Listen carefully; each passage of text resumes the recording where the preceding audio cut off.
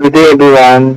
Ang napili kong model is para i-report is initiative models. So, an overview.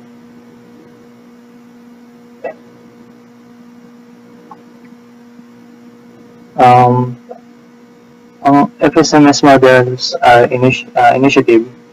So, ito yung visual roadmaps ng model systems with distinct states and transitions and logical path flow and natural behavior control. So, yung FSMS, tinatawag siyang tinatawag na initiative kasi para siyang visual roadmap. Roadmap siya ng isang system. So, may mga states na nag-represent sa conditions at yung mga transitions na nagpapakita kung paano lumilipat yung mga state papunta sa iba. So, madali na siya sundan kasi naka-step by step na nag-define din siya ng behavior kasi based din sa state input. Then, itong the visual benefit of FSM models. FSM models. So, FSMs serve as our visual roadmaps, transforming complex systems behaviors into clear initiative pathways. So, mas simple and mas complex siya. Then, pangalawa is nag-boost siya ng clarity and reduce ambiguity. So, simple structure kasi yung bawat state is clear, then predictable.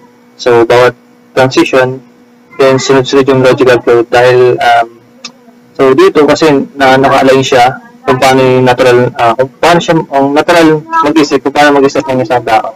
So, kaya madali siyang maunawaan. So, a picture is worth 1,000 words. So, yung FSM, so visual communication power, number one is it condenses complex info into a digestible format.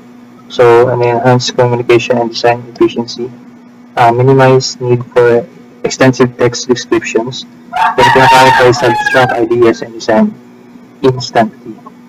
So, yung FSM diagrams, so para siyang shortcut sa explanation. So, instead na mahaba yung komplikadong text, so isang drawing lang ng states at yung transitions, kaya nga na makakita ng buong system behavior, kaya madali siyang communicate ng ideas at mabilis mag-gets ng iba. So, ito naman, easy learning, less mistakes. So, simplifying the core elements of FSMS unlocks unparalleled clarity, a reduced foundational set, streamlines modeling, making systems easier to build and comprehend. So, number one is yung rapid onboarding, enhanced accuracy, and uniform design. So, simple lang yung core elements ng SMS. So, states, functions, at events, dahil konti nga lang yung kailangan intindihin. So, madali siyang matutunan. At mas konti yung chance na magkamali, kaya mabilis mag-adjust yung mga baguhan.